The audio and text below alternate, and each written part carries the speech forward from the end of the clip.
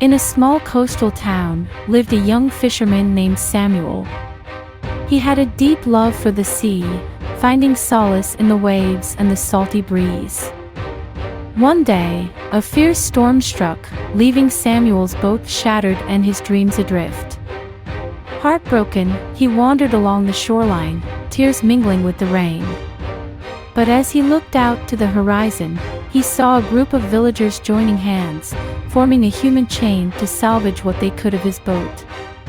Overwhelmed by their compassion, Samuel felt a glimmer of hope rise within him, knowing he was never alone in his struggles. In a small coastal town lived a young fisherman named Samuel.